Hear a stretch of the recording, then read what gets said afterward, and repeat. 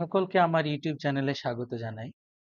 Simple জিওগ্রাফির আজকের আলোচনার বিষয় ইকোসিস্টেম বা বাস্তুতন্ত্র। এই ইকোসিস্টেম সম্পর্কে আলোচনা করার আগে ইকোলজি কি জেনে নেওয়া দরকার। ইকোলজি শব্দটির বাংলা অর্থ হচ্ছে বাস্তুশাস্ত্র। এই ইকোলজি শব্দটি দুটি গ্রিক শব্দ ওইকস আর লোগোস থেকে নেওয়া হয়েছে, যার আক্ষরিক অর্থ হচ্ছে আবাসস্থল ও অধ্যয়ন।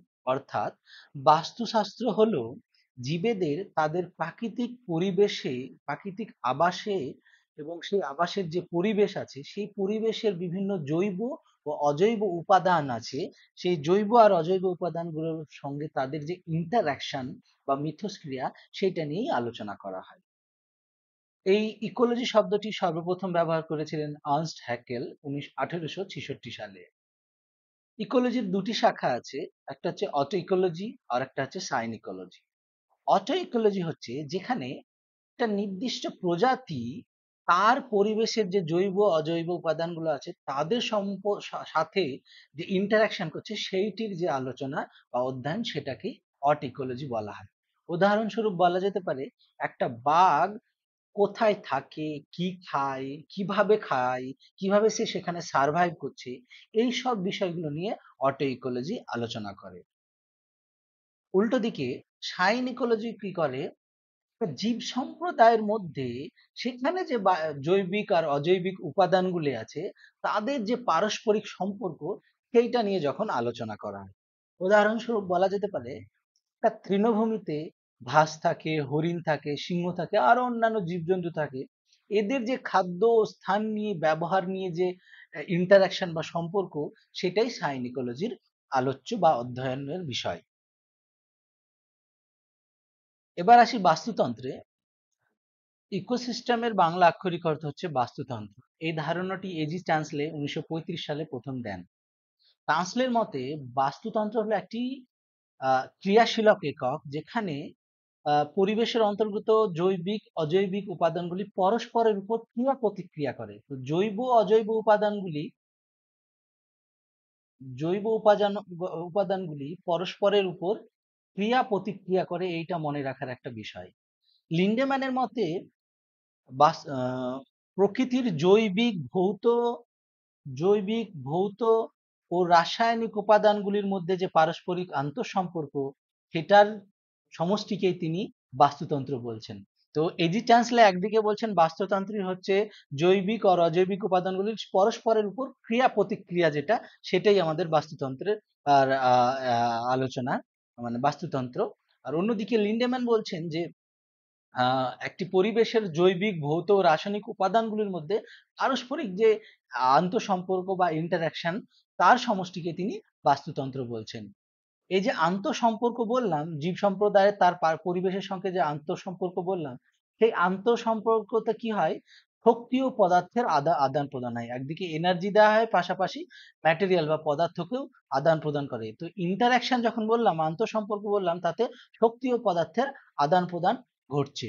বর্তমানে বাস্তুশাস্ত্রকে প্রায়ই বাস্তুতন্ত্রের অধ্যয়ন হিসাবে সংজ্ঞায়িত করা হয়। আমরা অনেক সময় কি করি, গুলিয়ে ফেলি বা আলোচনা ইকোসিস্টেম আর ইকোলজিকে ডিফাইন করতে পারি না আলাদাভাবে।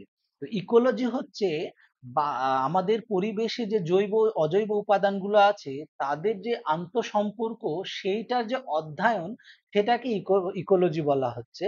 আর ইকোসিস্টেম হচ্ছে আমাদের পরিবেশে যে জৈব অজৈব উপাদানগুলি আছে তাদের যে ক্রিয়া প্রতিক্রিয়া, তার পাশাপাশি পারস্পরিক যে আন্তঃসম্পর্ক, যে সমষ্টি তৈরি হচ্ছে, সেই বিষয়টাকেই বাস্তুতন্ত্র বলা হচ্ছে। ইকোসিস্টেম কি হলো, জীবেদের তাদের ভৌত পরিবেশের সঙ্গে যে ইন্টারাকশন বা মিথস্ক্রিয়া, সেটাকে আমরা ইকোসিস্টেম বলছি। এই এই ইকোসিস্টেম মূলত দুই ধরনের হয়। এই যে বাস্তুতন্ত্র দুই ধরনের, একটা ক্লোজড ইকোসিস্টেম আর একটা হচ্ছে ওপেন ইকোসিস্টেম।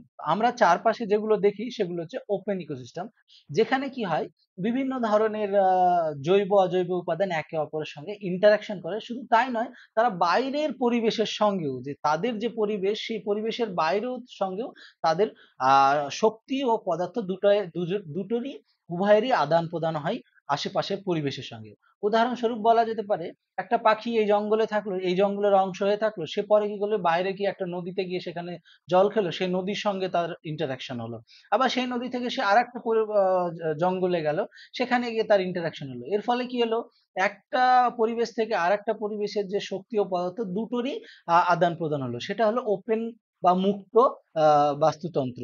অন্যদিকে ক্লোজড বা আইসোলেটেড বাস্তুতন্ত্রটা কি হচ্ছে, সেখানে কি হচ্ছে, আহ পদার্থের তো আদান প্রদান হতে পারে, কিন্তু শক্তির তো আদান প্রদান হতে পারে, কিন্তু পদার্থের আদান প্রদান হতে পারে না। তার ফলে তার মানে কি, ওই যে পরিবেশ, সে সে যে আমরা যে ধরনের পরিবেশের কথা বলছি, সেই পরিবেশে যতগুলো জীব আছে, তারা কি করে ওই পরিবেশের বাইরে যাবে না। ফলে ওদের মধ্যে যে একে অপরের সঙ্গে যে শক্তির আদান প্রদান হচ্ছে, সেটা চলতে থাকবে, কিন্তু তাদের যে পদার্থ তাদের পরিবেশের বাইরে যেতে পারবে না। উদাহরণস্বরূপ বলা যেতে পারে, আমরা যে অ্যাকুয়ারিয়াম দেখি বা স্পেস স্টেশন, যেখানে ক্লোজড একটা এনভায়রনমেন্ট থাকে, সেটাকে ক্লোজ ইকোসিস্টেম বলা যেতে পারে।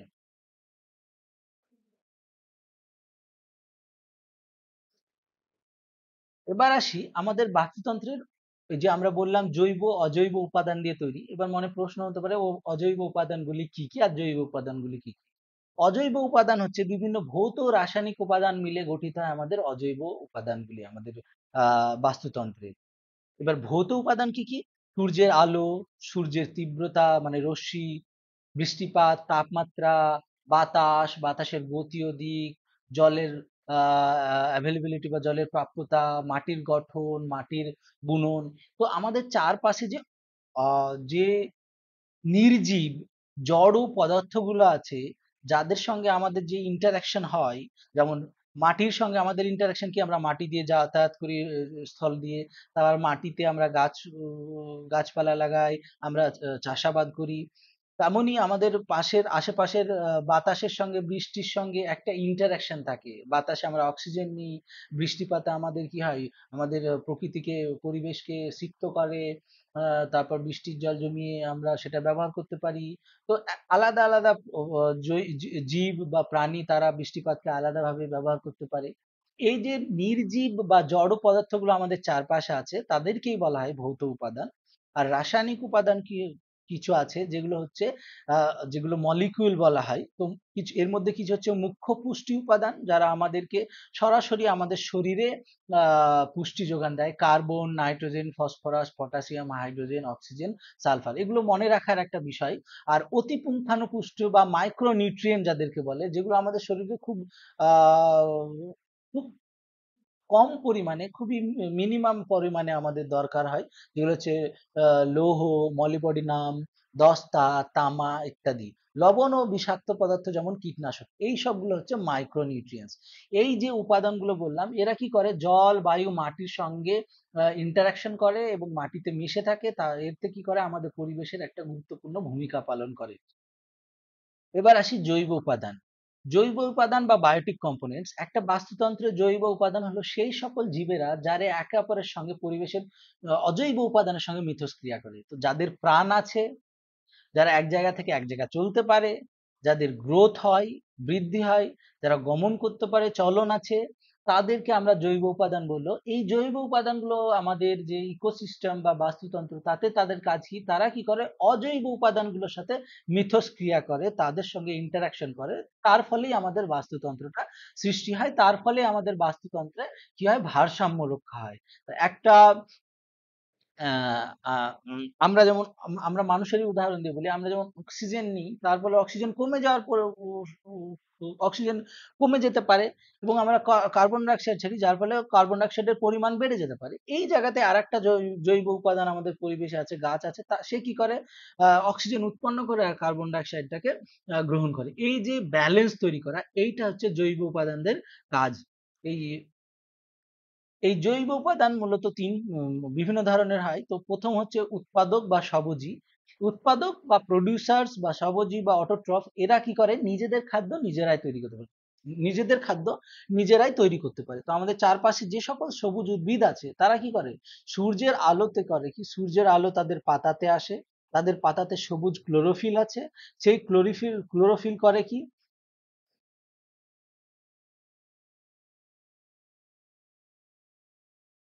তো সূর্যের আলো পাতাতে আসে, পাতাতে সবুজ ক্লোরোফিল আছে, সেই ক্লোরোফিলের মাধ্যমে ওখানে কার্বন ডাইঅক্সাইডকে তারা গ্রহণ করে এবং তাদের যে জ্বর আছে সেই জ্বর দিয়ে যে ক্যাপিলারি ওয়াটার বা কৌশিক জল আসে, সেই কৌশিক জলগুলো নিয়ে এই সব মিলে মিলিত হয়ে কার্বন ডাইঅক্সাইড, জল আর সূর্যের আলো আর ক্লোরোফিলের উপস্থিতিতে গ্লুকোজ বা গাছেদের খাবার তৈরি হয় আর অক্সিজেন তারা তৈরি করে। এই যে প্রসেসটা, এই প্রসেসটা মনে রাখার একটা বিষয়, কার্বন ডাইঅক্সাইড, জল এবং সূর্যালোকের উপস্থিতিতে ক্লোরোফিলে C6H12O6 যেটা গ্লুকোজ বলা হয় সেটা তৈরি করা হয় আর অক্সিজেন তৈরি করা হয়। এটা হচ্ছে সালোক সংশ্লেষ বা ফটোসিনথেসিস প্রসেস। এই প্রসেসের মাধ্যমে কি হয়, সবুজ উদ্ভিদেরা নিজেদের খাদ্য নিজেরাই তৈরি করে। এই জন্য এদেরকে বলা হয় ফটো অটোট্রফ। ফটো মানে হচ্ছে আলো, অটো মানে হচ্ছে নিজে, ট্রফ মানে খাদ্য। তো আলোর উপস্থিতিতে যে সকল জীব নিজেদের খাদ্য তৈরি করতে পারে তাদেরকে বলা হয় ফটো অটোট্রফ। যেমন সবুজ উদ্ভিদ, শৈবাল, স্পাইরোগাইরা, ক্লোরেলা, সায়ানোব্যাকটেরিয়া যেমন নস্টক, অ্যানাবেনা। তো এই এই যে উম, আহ, কোন কোন শৈবাল অটোট্রফ, ফটো অটোট্রফ বা প্রডিউসার সেগুলো মনে রাখার বিষয়। স্পাইরোগাইরা, ক্লোরেলা, সায়ানোব্যাকটেরিয়ার মধ্যে হচ্ছে নস্টক, অ্যানাবেনা, এরা হচ্ছে ফটো অটোট্রফ বা এরা নিজেরাই নিজেদের খাদ্য তৈরি করতে পারে, এরা এক ধরনের প্রডিউসার্স। এর পাশাপাশি কিছু কেমো বা রাসায়নিক অটোট্রফ আছে যারা কি করে, ব্যাকটেরিয়া আছে যারা রাসায়নিক পদার্থের অক্সিডেশন থেকে খাদ্য তৈরি করে।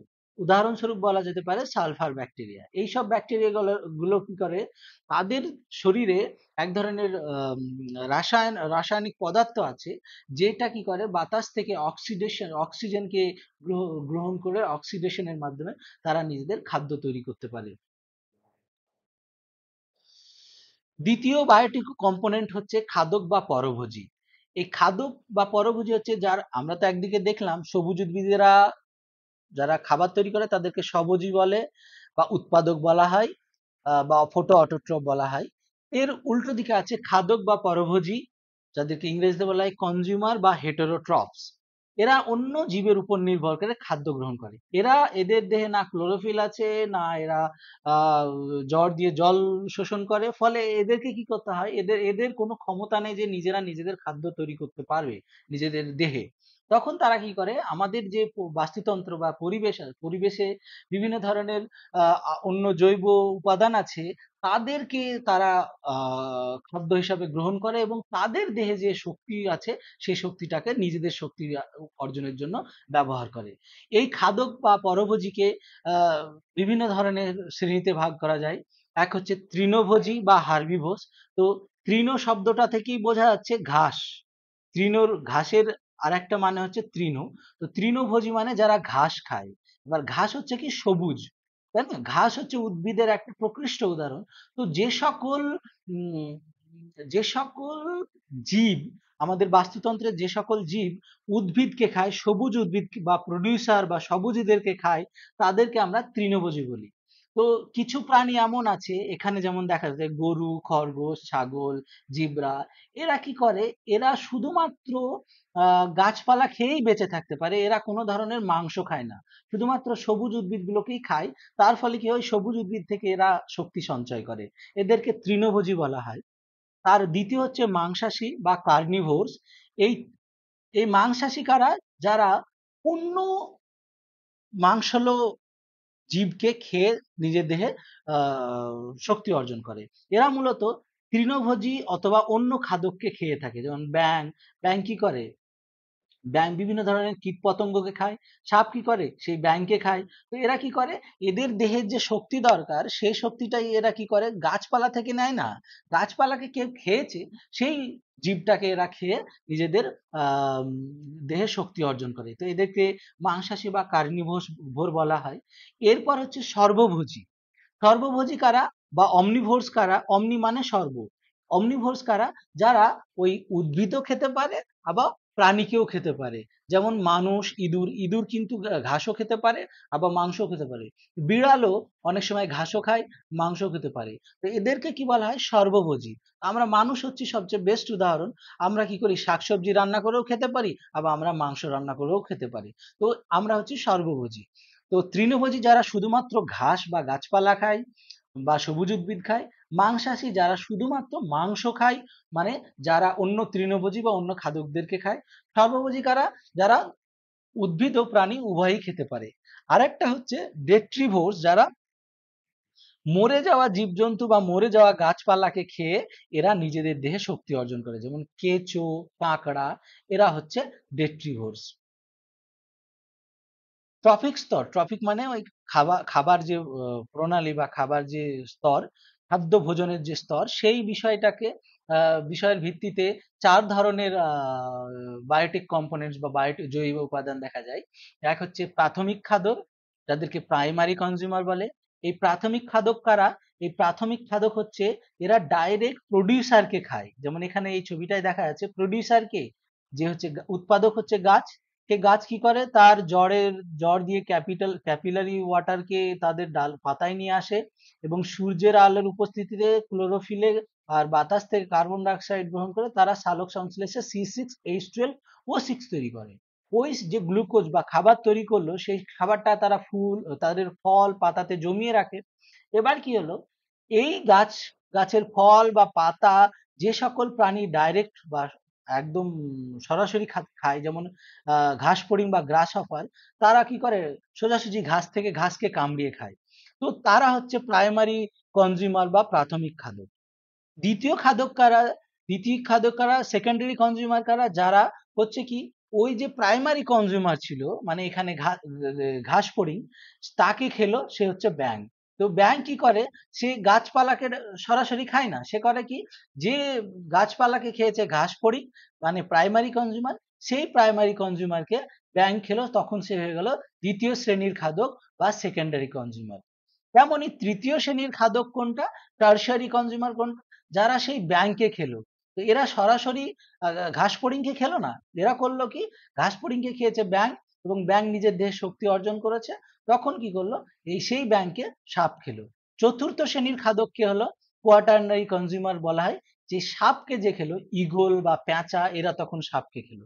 এইভাবে ট্রফিক স্তর বা খাদ্য ভোজনের স্তর অনুযায়ী প্রথম শ্রেণীর, দ্বিতীয় শ্রেণীর, তৃতীয় শ্রেণীর, চতুর্থ শ্রেণীর খাদক দেখতে পাওয়া যায়। এই যে ট্রফিক স্তর অনুযায়ী খাদক শ্রেণী, primary, secondary, tertiary and quaternary কনজিউমারের যে কনসেপ্টটা দিয়েছিলেন চার্লস এলটন ও রেইমন্ড লিন্ডেম্যান। এবার আসি আর একটা বায়োটিক কম্পোনেন্টস, এরা হচ্ছে কি পচনকারী বা ডেট্রিভোরাস, ডিকম্পোজার্স বা ডেট্রিভোর্স বলে যাদেরকে।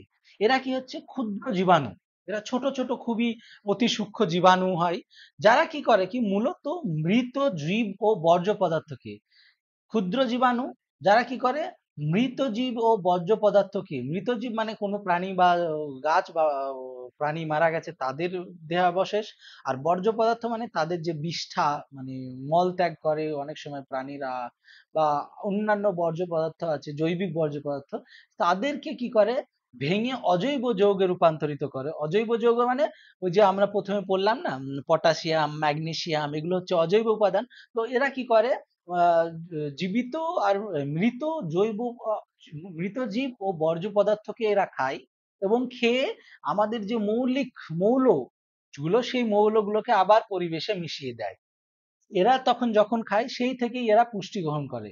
তো এরা দুই ধরনের হয়, একটা হচ্ছে ডিকম্পোজার, যারা পচনকারী, এরা মূলত এরা ব্যাকটেরিয়া ও ছত্রাক, এরা করে কি, মৃত যে পদার্থ তাদেরকে এরা পচিয়ে দেয়। এই পচিয়ে দেওয়ার সময় এরা করে কি, এরা ওদের থেকে শক্তি অর্জন করে এবং পচিয়ে দেয়। দ্বিতীয় হচ্ছে ডেট্রিভোর্স, যারা কি করে, মৃত জীব পদার্থগুলোকে খায়, এবং তাদের মধ্যে যে মৌল পদার্থগুলো আছে সেগুলোকে কি করে, মাটিতে মিশিয়ে দেয় বা পরিবেশে মিশিয়ে দেয়। কেঁচো, টার্মাইট, মিলিপিড, এরা হচ্ছে ডেট্রিভোর্স। ব্যাকটেরিয়া, ফাঙ্গি, এরা হচ্ছে ডিকম্পোজার। এখানে বিভিন্ন ধরনের ডিকম্পোজার আর ডেট্রিভোরস এর ছবি দেওয়া আছে। এবার আসি, এই যে আমরা বললাম যে ট্রফিক স্তর আছে, প্রাথমিক প্রডিউসার, মানে তারপর primary consumer, secondary consumer, tertiary consumer, then quaternary consumer, যে আমরা এগুলো বললাম। তো এগুলো এরা কনজিউমার কেন, এরা কনজিউমার কারণ এরা হচ্ছে নিজেদের দেহে শক্তি দরকার, নিজেদের যে দৈনন্দিন যে মেটাবলিজম, হাঁটা চলা গ্রোথ এইসবের জন্য যে শক্তি দরকার, সেই শক্তির জন্য আমরা খাই, বা যত ধরনের জীব আছে আমাদের পরিবেশে তারা কিন্তু শক্তির জন্যই খায়। তাহলে কি হচ্ছে, বাস্তুতন্ত্রের একটা মূল কোর কনসেপ্ট হচ্ছে বাস্তুতন্ত্রে এনার্জি ফ্লো হয়, শক্তি প্রবাহিত হয় এক এক জীব থেকে আর এক জীবে, প্রডিউসার থেকে কনজিউমারে, প্রাইমারি কনজিউমার থেকে সেকেন্ডারি কনজিউমার, সেকেন্ডারি থেকে টার্সিয়ারি, এইভাবে কি হয়, শক্তি প্রবাহিত হয়। এই যে বাস্তুতন্ত্রে বিভিন্ন জৈবিক উপাদানের মধ্যে শক্তির যে প্রবাহ হয় এক স্তর থেকে আর এক স্তরে, এর কনসেপ্টটা 1942 সালে রেমান্ড লিন্ডেম্যান দিয়েছিলেন। এই প্রশ্নটা খুব গুরুত্বপূর্ণ একটা মনে রাখার বিষয়। রেমান্ড লিন্ডেম্যান 1942 সালে বাস্তুতন্ত্রের শক্তি প্রবাহের কথা দিয়েছিলেন, কথা বলেছিলেন। এই যে বাস্তুতন্ত্রের শক্তির প্রবাহ বললাম আমরা, প্রাইমারি কনজিউমার থেকে সেকেন্ড, মানে প্রডিউসার থেকে প্রাইমারি কনজিউমার, প্রাইমারি থেকে সেকেন্ডারি, সেকেন্ডারি থেকে টার্সিয়ারি, এই যে বিষয়টা এটা কিন্তু একমুখী, ইউনিডিরেকশনাল। কখনোই টার্সিয়ারি থেকে সেকেন্ডারিতে আসে না, বা সেকেন্ডারি থেকে প্রাইমারিতে আসে না, বা প্রাইমারি থেকে প্রডিউসারের শক্তি আসে না। কারণ প্রডিউসার কখনো প্রাইমারি কনজিউমারকে খায় না, তার ফলে প্রাইমারি কনজিউমারের যে শক্তি সেটা তো প্রডিউসারের কাছে আসার কথা নয়। তার ফলে হচ্ছে কি, শক্তি একমুখী, এটা খুব গুরুত্বপূর্ণ একটা বিষয়, যে এনার্জি ফ্লো হয় যে আমাদের বাস্তুতন্ত্রে, সেটি ইউনিডিরেকশনাল বা একমুখী হয়। এতে কি হয়, এটি সূর্য থেকে শুরু হয়ে প্রাথমিক উৎপাদকের দ্বারা ধারণ করা হয় এবং খাদ্য শৃঙ্খল বা খাদ্য জালের মাধ্যমে প্রবাহিত হয়। এখানে দুটো টার্ম আসছে, খাদ্য শৃঙ্খল আর খাদ্য জাল, এটা আমরা এর পরের স্লাইড গুলোতে আলোচনা করব। প্রথমে এটা জেনে নিই যে শক্তি যেটা প্রবাহ হয় সেটা কি হয়, একমুখী হয়। এবং কি হয়, সূর্য হচ্ছে এই পৃথিবীতে যত শক্তি, বেশিরভাগ সব শক্তির উৎস হচ্ছে সূর্য। সেই সূর্যের যে শক্তি, ইলেকট্রোম্যাগনেটিক রেডিয়েশন বলি আমরা যেটাকে, সেই সূর্যের শক্তিটাকে কি করে, আমাদের গাছপালাগুলো বা সবুজ উদ্ভিদগুলো বা প্রডিউসার্স গুলো, তাদের যে পাতায় ক্লোরোফিল আছে, আর বা জ্বর দিয়ে যে কৌশিক জল বা ক্যাপিলারি ওয়াটার আসে, এবং আহ, বাতাসে যে কার্বন ডাইঅক্সাইড আছে তার উপস্থিতি তারা খাবার তৈরি করে। তো সেই সূর্য থেকে প্রাথমিক উৎপাদকের মাধ্যমে এই খাবারটা তৈরি হয়, এবং সেখানে যে প্রাথমিক উৎপাদক থেকে primary consumer, secondary consumer, tertiary কনজিউমারে যখন যায়, সেটা একটা চেনের মাধ্যমে, পাশাপাশি একটা জালের মাধ্যমে প্রবাহিত হয় সেটা। এই যে শক্তির প্রবাহটা একমুখী বলেছিলেন রেমন্ড লিন্ডম্যান, তার মতে তিনি বলেছিলেন যে প্রত্যেকটা ট্রফিক স্তরে প্রায় 90% শক্তি হারিয়ে যায়। কিভাবে হারিয়ে যায়? শ্বাসক্রিয়া, চলাফেরা, যেটা একটু আমি আগে বললাম। আমি যখন একটা খাবার খাচ্ছি, সে আমরা আমরা প্রত্যেকদিন ভাত খাবার খাই, সেই খাবারটা খাই কেন? আমাদের দেহে শক্তি আনার জন্য। কেন আমরা সেই শক্তিগুলো নিই? কারণ আমরা বিভিন্ন ধরনের কার্যকলাপ সারাদিন করে রাখি, হাঁটি চলি, বসে থাকি, শ্বাস প্রশ্বাস নিই, দৌড়ই, খেলাধুলা করি, অনেক কঠিন থেকে কঠিনতম শ্রম, মানে কাজকর্ম করি। এগুলোতে কি হয়, শক্তির দরকার হয়। সেই শক্তিগুলো কি হয়, আমরা খাবার থেকে পাই। এবার হচ্ছে কি, খাবার থেকে আমরা সরাসরি মানে আমরা ধরুন একটা মুরগি খেলাম, বা একটা ফল আপেল খেলাম। সেই আপেলটা যখন খেলাম, আপেলের 100% শক্তি আমরা পাই না। সেই আপেলে যে শক্তিটা থাকে তার আমরা শুধুমাত্র 10% শক্তি পাই। তো 90% শক্তি একটা মানে একটা কনজিউমার বা একটা টপিক স্তরের একটা খাদক যতটা শক্তি অর্জন করে, তার 90% শক্তি সে তার নিজের জন্য ব্যয় করে, আর 10% শক্তি সে সঞ্চয় করে, যেটা তার পরবর্তী স্তরে যায়, তাকে যে খাবে সে সেই 10% শক্তিটা পাবে। উদাহরণস্বরূপ এই ছবিতে দেখা যেতে পারে, এই যে একটা গাছ আছে, গাছ যতটা শক্তি করলো, এই ঘাসটাকে যখন একটা র্যাবিট খেলো, সেই র্যাবিটটা কি হলো, এই ঘাসগুলো খেয়ে 1000 কিলো ক্যালোরি শক্তি অর্জন করলো। এবার এই র্যাবিটটাকে একটা স্নেক যখন খেলো, সে শুধুমাত্র তার 10% বা 100 কিলো ক্যালোরি এনার্জি পেল। তো বাকি যে 900 কিলো ক্যালোরি যে এনার্জি ছিল, সেই এনার্জিটা কি হয়েছিল, র্যাবিট সে যে ছুটে বেড়ায়, সে যে ঘাস খায়, সে যে শ্বাস প্রশ্বাস নেয়, তাতে সে খরচ করেছে। তেমনই এই যে 100 কিলো ক্যালোরি শক্তিটা যখন সাপের দেহে এলো, সেই সাপটাও কি করে, সেও শ্বাস প্রশ্বাস নেয়, সেও চলাফেরা করে, তাকে দৌড়ে দৌড়ে শিকার করতে হয়। সেই সাপের কি হলো, তার 90% শক্তি সে খরচ করে ফেললো। সাপটাকে যখন ঈগল খেলো, সে শুধুমাত্র পেল 10 কিলো ক্যালোরি শক্তি। তো প্রত্যেকটা স্তরে এনার্জি লস হয় আর এনার্জি একমুখী প্রবাহিত হয়। এই যে 10% করে এনার্জি এক স্তর থেকে পরবর্তী স্তরে যায় আর 90% এনার্জি আমাদের মানে ওই জীবের শ্বাসক্রিয়া চলাফেরা ইত্যাদির জন্য তার যে খরচ হয়ে যায়। এই যে সূত্র, এই যে ল, এটাকে 10% ল বলা হয় বা লিন্ডেম্যানের 10% সূত্র বলা হয়। এটা থেকে অনেক সময় প্রশ্ন আসে 10% সূত্রে কে দিয়েছিলেন, পরবর্তী স্তরে কত শতাংশ শক্তি এক ট্রপিক স্তর থেকে দ্বিতীয় ট্রপিক স্তরে কত শতাংশ শক্তি হারিয়ে যায়, 90% এই শক্তি পরবর্তী স্তরে যায়, 90% যে শক্তি হারিয়ে যায় তার কারণ কি? এই ধরনের বিভিন্ন ধরনের প্রশ্ন এখান থেকে আসতে পারে। এবার বললাম না ফুড, এই যে এনার্জি ফ্লো হয়, এই এনার্জি ফ্লোটা ফুড চেইন আর ফুড ওয়েব এর মাধ্যমে হয়। তো এখানে দুটো কনসেপ্ট আসছে, একটা ফুড চেইন আর একটা ফুড ওয়েব। প্রথমে জেনে নিই ফুড চেইন কি। ফুড চেইন মানে একটার সঙ্গে আর একটা যুক্ত আছে একটা লিনিয়ার ওয়েতে। তো খাদ্য শৃঙ্খল বা ফুড চেইন হচ্ছে এক ধরনের ধারাবাহিকতা, যেখানে এক জীব থেকে অন্য জীবে খাদ্য ও শক্তি স্থানান্তরিত হয়। এক জীব থেকে অন্য জীবে খাদ্য ও শক্তি স্থানান্তরিত হয়। যেমন এটা একটা কর্ন বা ভুট্টা, সেই ভুট্টাকে কি করলো, একটা ইঁদুর খেলো, সেই ইঁদুরটাকে পেঁচা খেলো। তো ভুট্টাকে খাওয়ার ফলে এর শক্তি কি পেলো, ইঁদুরটা পেলো। ইঁদুরটাকে যখন পেঁচা খেলো তখন সেই শক্তিটা পেঁচার দেহে চলে এলো। আর এই যে শক্তি প্রবাহ হচ্ছে সেটা একমুখী প্রবাহ, সেটা 10% সূত্র মেনে চলছে। তার মানে এর কাছে যদি 100 ভাগ এনার্জি ছিল, তার 10 ভাগ এর কাছে গেল, আর এর কাছে যদি 10 ভাগ ছিল তার 1 ভাগ গেল এই প্যাঁচার কাছে। তেমনই এটা হচ্ছে তিন link three linked food chain বলা হয়, একে বলা হয় 4 লিঙ্কড ফুড চেইন, যেখানে 4টে খাদক থাকে। আর 5 লিঙ্কড ফুড চেইন বলা হয় যেখানে 5টা মানে প্রডিউসার ছাড়া 4টা খাদক থাকে। এখানে প্রডিউসার 4 লিঙ্কে প্রডিউসার ছাড়া 3টে খাদক থাকে, 3 লিঙ্কে প্রডিউসার ছাড়া 2টো খাদক থাকে, আর 5 লিঙ্কে প্রডিউসার ছাড়া 4টে খাদক থাকে, primary secondary tertiary and quaternary consumer থাকে। সাধারণত 4-5টা স্তরই দেখা যায়, তার থেকে বেশি আমাদের বাস্তুতন্ত্রে খাদ্য শৃঙ্খলে স্তর দেখতে পাওয়া যায় না। বেশি স্তর থাকলে শীর্ষ স্তরের প্রাণীদের জন্য শক্তি অপর্যাপ্ত হয়ে যাবে। সাধারণতই এটা 100 থেকে, যেখানে এখানে 10 হয়ে গেল, 10 থেকে 1 হয়ে গেল, 1 থেকে 0.1 হয়ে গেল, এরপরে যে হবে 0.001 হয়ে যাবে, যা খুবই কষ্ট, মানে খুবই একটা দুরূহ একটা ব্যাপার। এই জন্য আমাদের বাস্তুতন্ত্রে মূলত 4 থেকে 5টি স্তরই দেখা যায়। এই বিষয়টা খুব গুরুত্বপূর্ণ একটা বিষয়, যে সর্বাধিক কতটা স্তর দেখা যেতে পারে, 5টি স্তর দেখা যেতে পারে, খাদকের স্তর দেখা যেতে পারে। এই যে খাদ্য শৃঙ্খল বা ফুড চেনের কনসেপ্ট, এই কনসেপ্টটা চার্লস এলটন তার অ্যানিমাল ইকোলজি নামে একটা বই, সেই বইয়ে 1927 খ্রিস্টাব্দে চার্লস এলটন অ্যানিমাল ইকোলজি নামক বইয়ে 1927 সালে দিয়েছিলেন।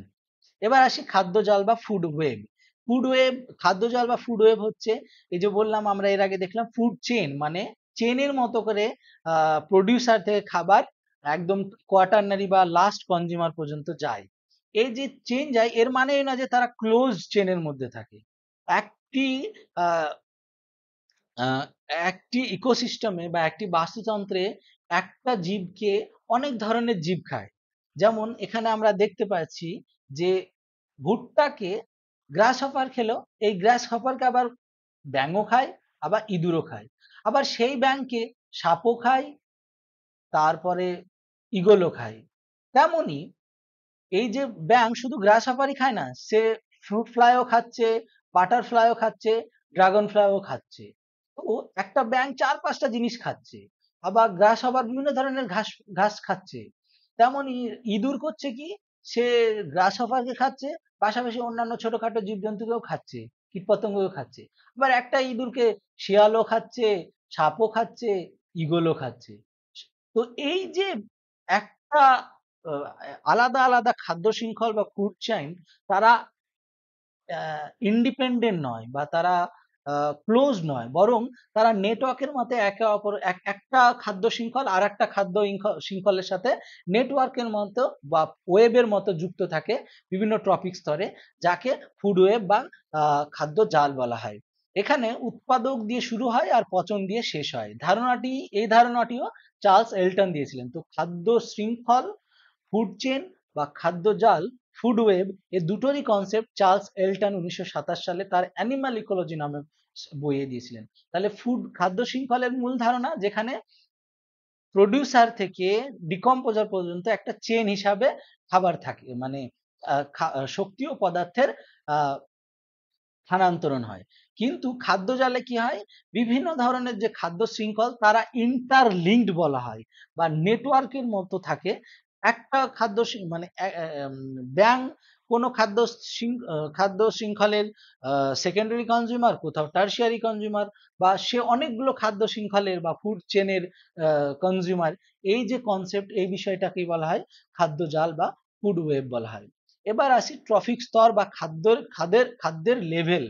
তো আমরা এটা নিয়ে প্রথমেই আলোচনা করেছিলাম যে খাবার কি হয়, এক স্তর থেকে আর এক স্তরে যায়, যেখানে প্রডিউসাররা কি করে, তারা উৎপাদন করে, আর প্রাইমারি কনজিউমাররা প্রডিউসার থেকে খাবার গ্রহণ করে, আর সেই প্রাইমারি কনজিউমার থেকে সেকেন্ডারি কনজিউমাররা খাবার গ্রহণ করে, আর সেই সেকেন্ডারি কনজিউমার থেকে টার্সিয়ারিরা গ্রহণ করে, এবং টার্সিয়ারি থেকে কোয়াটারনারিরা কনজিউমার খাবার গ্রহণ করে। একে অপরকে খেয়ে এরা খাবার গ্রহণ করে, আর এই খাবার গ্রহণ করার সময় তাদের মধ্যে কি শক্তি ও পদার্থের স্থানান্তরণ হয়, যেটা ফুড চেইনের মাধ্যমে হয়। তারা একে অপরের সাথে ইন্টারলিঙ্কড আছে, যেটাকে ফুড ওয়েব বলা হয়। একটি জীব খাদ্য শৃঙ্খলে যে অবস্থানে থাকে তা হলো তার ট্রফিক স্তর। এবার আমরা যখন ফুড চেনের কথা বলছি, আমাদের দেখতে হবে ওই জীবটা কোন ফুড চেনে কোন স্তরে আছে, তখন সেটাকেই তার ট্রফিক স্তর বা খাদ্য স্তর বলা হয়। এটি বাস্তুতন্ত্রে শক্তির যে স্থানান্তর হয় তার ধাপ নির্ধারণ করে। এবার ধরা গেল কোনো একটা, এই যে হক বললাম, সে কোয়াটারনারি লেভেলে কনজিউমারের যে ট্রফিক লেভেল সেখানে এক্সিস্ট করছে, এর মানে আমরা কি বুঝবো, যে এরপর একে কেউ সচরাচর খেতে পারবে না। কে খাবে? যখন এ মরে যাবে তখন তাকে ডিকম্পোজার বা ডেট্রিভোর্সরা খাবে। তাহলে একে কনজিউম করার জন্য আর কেউ নেই, পচনশীল বা ডেট্রিভোর্সরা আছে।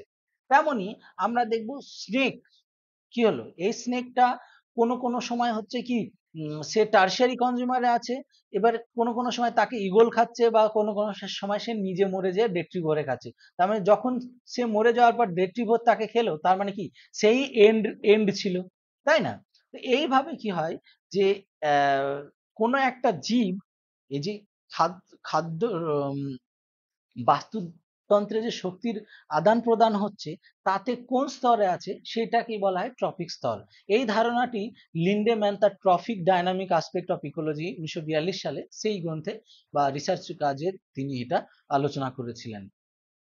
তো এই যে ট্রফিক স্তর, সেই ট্রফিক স্তরটাকে আরো ভালোভাবে বোঝার জন্য আমাদের জানা দরকার ইকোলজিক্যাল পিরামিড বা পরিবেশগত পিরামিড সম্বন্ধে।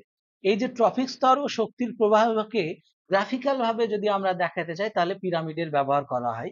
এগুলি একটি খাদ্য শৃঙ্খলের জীবদের পারস্পরিক সম্পর্ক ও শক্তি প্রবাহকে দেখাতো। এক হচ্ছে কি তাদের মধ্যে যে ইন্টারাকশন, এবং পাশাপাশি তাদের যে শক্তি প্রবাহ হচ্ছে, তাদের মধ্যে যে পারস্পরিক সম্পর্ক হচ্ছে, পাশাপাশি যে শক্তি প্রবাহ হচ্ছে কোথায়, ফুড চেনে, খাদ্য শৃঙ্খলে, তাদের মধ্যে, জীবেদের মধ্যে। এই বিষয়টাকে আমাদের ইকোলজিক্যাল পিরামিডে গ্রাফিক্যালি দেখানো হয়।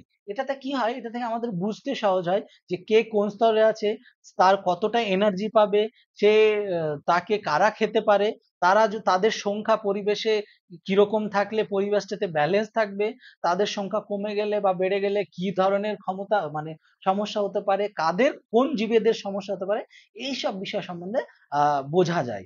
তো এই যে ইকোলজিক্যাল পিরামিড মূলত 3 প্রকারের হয়। একটা হচ্ছে সংখ্যার পিরামিড বা পিরামিডস অফ নাম্বার, 2 হচ্ছে জৈব ভরের পিরামিড বা পিরামিড অফ বায়োমাস, তৃতীয় হচ্ছে শক্তির পিরামিড। এবার আমরা এগুলোকে একে একে আলোচনা করব। তো সংখ্যার পিরামিড বা পিরামিড অফ নাম্বার, এই যে কনসেপ্ট, এটা চার্লস এলটন 1927 সালে দিয়েছিলেন। তিনি বলেছিলেন কি, এই পিরামিডে উৎপাদকরা নিচের স্তরে এবং শীর্ষ মাংসাশীরা মানে এন্ড কনজিউমার বা টার্সারি বা কোয়াটারনারি কনজিউমার যারা, তারা শীর্ষ স্থানে অবস্থান করে। এই যে প্রডিউসার, সে একদম নিচে, তো অনেকগুলো গাছ বা সবুজ উদ্ভিদ তারা নিচে, তাদেরকে যারা খাচ্ছে হার্বিভোর তারা।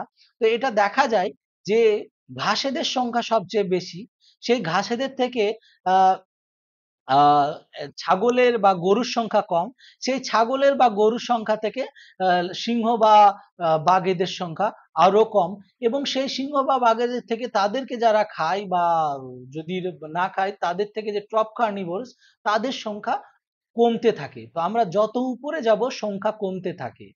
এই যে উপরে যাওয়ার সঙ্গে সঙ্গে যে সংখ্যা কমতে থাকে সেটাকে বলা হয় ঊর্ধ্বমুখী পিরামিড। এখানে নাম্বারের অনুসারে আমরা কিন্তু আলোচনা করছি। পুকুর বা তৃণভূমিতে যে ধরনের বাস্তুতন্ত্র দেখা যায়, সেখানে পুকুরে কি হয়, আমরা অনেকেই শুনেছি ওই যে জু প্ল্যাঙ্কটন অ্যান্ড ফাইটো প্ল্যাঙ্কটন আছে। ফাইটো প্ল্যাঙ্কটনকে জু প্ল্যাঙ্কটন খাচ্ছে এবং জু প্ল্যাঙ্কটনকে খুব ছোট ছোট মাছগুলো খাচ্ছে। তো ফাইটো প্ল্যাঙ্কটনের সংখ্যা অনেক। এবার সেই ফাইটোপ্ল্যাঙ্কটনকে যখন জু প্ল্যাঙ্কটন খাচ্ছে, তারা কম্পারেটিভলি ফাইটোপ্ল্যাঙ্কটন প্ল্যাঙ্কটনের থেকে জু প্ল্যাঙ্কটনের নাম্বার কম, এবং সেই জু প্ল্যাঙ্কটন গুলোকে যখন ছোট ছোট চারাপোনা মাছগুলো খাচ্ছে তাদের সংখ্যা কিন্তু জু প্ল্যাঙ্কটনের থেকে কম, এবং সেই ছোট মাছগুলোকে যখন বড় মাছ খাচ্ছে সেই বড় মাছের সংখ্যা কিন্তু ছোট মাছেদের থেকে কম। এটা হওয়া দরকার, না হলে কিন্তু ওই যে 10% যে এনার্জি বলছিলাম সেই এনার্জিতে সমস্যা হবে। মানে এনার্জির যদি নিচের স্তরে কম হয়ে যায় তাহলে এনার্জিতে অভাব হবে। সেই জন্য এই ঊর্ধ্বমুখী পিরামিড নাম্বার পিরামিডে এটা দেখা যায়। আর এতেই আর একটা কিন্তু আছে, ইনভার্টেড বা উল্টানো পিরামিড দেখা যায়, যেখানে উৎপাদকের সংখ্যা সবচেয়ে কম থাকে এবং প্রতিটি টপিক স্তরে খাদকদের সংখ্যা ধীরে ধীরে বৃদ্ধি পায়। এটা কিন্তু এর উল্টোটা, যেটা আমরা নর্মাল যেটা দেখতে পাই পুকুর বা তৃণভূমিতে। এখানে কি হয়, প্যারাসাইট বা পর আগাছা যারা তাদেরকে দিয়ে এটা করা হয়। তো যারা হাইপার প্যারাসাইট তাদের সংখ্যা খুব বেশি থাকে। যেমন একটা গাছে, যে সে গাছের পাতা খাওয়ার যে পাতা থেকে পাতাকে খাওয়ার জন্য অনেক ধরনের প্যারাসাইট থাকে বা স্বর্ণলতা গাছ হয়, তো এই প্যারাসাইট গুলোর সংখ্যা অনেক বেশি থাকে, এবং তার থেকে যে নর্মাল প্যারাসাইট তাদের কম কম থাকে, এবং সেই প্যারাসাইট থেকে হার্বিভোর যারা তাদের সংখ্যা আরো কম থাকে, এবং প্রডিউসারের সংখ্যা তুলনামূলকভাবে কম থাকে। তো এটাকে ইনভার্টেড বা উল্টানো পিরামিড বলা হয়। যেমন গাছের ভিতরে যে পোকামাকড়ের যে খাদ্য খাবারের সম্পর্ক, সেইটাকে আমরা এই হিসাবে এইটা দিয়ে আলোচনা করতে পারি, সংখ্যার পিরামিড দিয়ে। এবার আসি বায়োমাস বা জৈব ভরের পিরামিড। বায়োমাস কি? ট্রফিক স্তরে জীবেদের যে মোট ওজন বা ভর তাকে বলা হয় বায়োমাস। এবার এই নিচের আমরা গ্রাফটাকে দেখলে বুঝতে পারি যে এই যে আমরা প্রডিউসার দেখছি এদের সংখ্যা অনেক, পাশাপাশি যেহেতু এদের সংখ্যা অনেক, এদের ওজনটাও অনেক বেশি, মাসটা অনেক বেশি। এদের থেকে সংখ্যায় কারা কম, যে হার্বিভোরস, তাদের সংখ্যা মূলত তুলনামূলকভাবে কম, এবং তাদের ওজনটাও তুলনামূলকভাবে, টোটাল যে মাস সেটাও তুলনামূলকভাবে কম। এবং তার এই যে কার্নিভোর, প্রাইমারি কার্নিভোর যদি দেখি, এদের সংখ্যা তুলনামূলকভাবে হার্বিভোরাসদের থেকে কম। এর ফলে কি হয়, এখানেও এদের ওজন মাসটা কম। তো জৈব ভর বা বায়োমাস হলো কোনো ট্রফিক স্তরের জীবদের মোট ভর। টপিক স্তর যত উপরের দিকে যায় জৈব ভর তত কমতে থাকে, যেটা এখানে আমরা আলোচনা করলাম। পরবর্তী স্তরে মাত্র 10 থেকে 20% জৈব ভর পৌঁছায়। উদাহরণ হিসাবে প্রচুর ঘাস, এটা যেটা দেখলাম, প্রচুর ঘাস, স্বল্প সংখ্যক হরিণ, আরো কম সংখ্যক হরিণ। এটাকে আপরাইট পিরামিড বা biomass in a terrestrial ecosystem বলা হয়। এবার আমরা কিন্তু মারিন ইকোসিস্টেম বা জলজ বাস্তুতন্ত্রে যদি দেখি, তখন দেখব এর উল্টোটা হয়, যেখানে প্রডিউসার্সরা খুব সংখ্যায় তো অনেক বেশি হয়, কিন্তু এদের মাসটা অনেক কম হয়। এদের যে বায়োমাস সেটা তুলনামূলকভাবে অনেক কম হয়। এবার এদেরকে যারা খায়, যে ছোট ছোট মাছ, তাদের সংখ্যা তুলনামূলকভাবে কম হলেও এদের যে ওজন বা বায়োমাস সেটা কিন্তু অনেক বেশি থাকে, কারণ এরা এদের আয়তন বা আকার অনেক বড়, কম্পারেটিভলি ফাইটোপ্ল্যাঙ্কটন আর জু প্ল্যাঙ্কটনের থেকে বেশি। সেই জন্য এদের হয় কি, এদের এদের যে বায়োমাসটা সেটা কম্পারেটিভলি বেশি হয়। আবার উপরে যখন বড় বড় নীল তিমি, বড় বড় যে বড় মাছগুলো বা জলজ উদ্ভিদ প্রাণীগুলোকে যখন দেখবো, তাদের সংখ্যা কম হতে পারে কিন্তু তাদের যে মাস সেটা কিন্তু অনেকটা বেশি। তো এই প্রশ্নটা অনেক সময় আসে যে জৈব ভরের আপরাইট বা ঊর্ধ্বমুখী পিরামিড জৈব ভরের কোন ইকোসিস্টেমে বা বাস্তুতন্ত্রে দেখা যায়, সেটার উত্তর হবে টেরেস্ট্রিয়াল ইকোসিস্টেমে।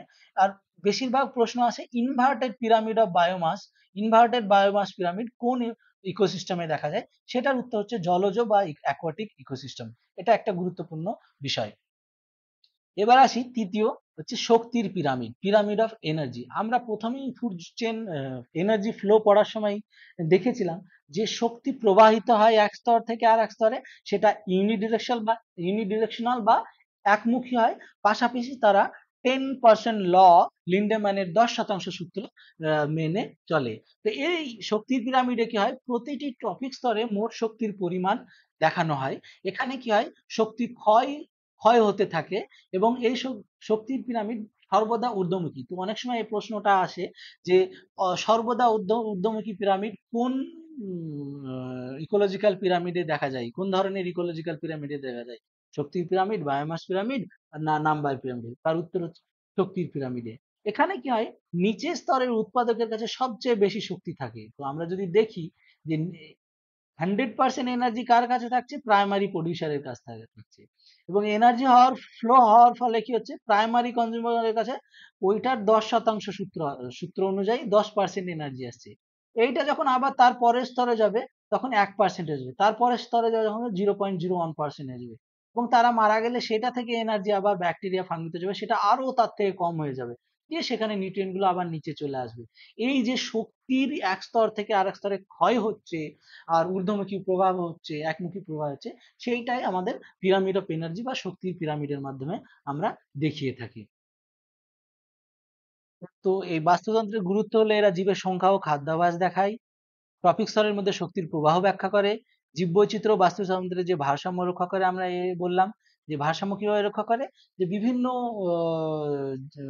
স্তরে বিভিন্ন জীবের যে সংখ্যা বা বায়োমাস বা শক্তির কতটা শক্তি পাচ্ছে, সেগুলোর ফলে বোঝা যায় যে তাদের তারা কিভাবে বাস্তুতন্ত্রে ভারসাম্য রক্ষা করছে, এবং পরিবেশ আসলে সুস্থ পরিবেশ আছে না দুর্বল পরিবেশ আছে সেইটা সম্বন্ধে বোঝা যায়। এর সীমাবদ্ধতা কি হচ্ছে, শোষক জীব বা স্যাপ্রোফাইট এর অন্তর্ভুক্ত নাই।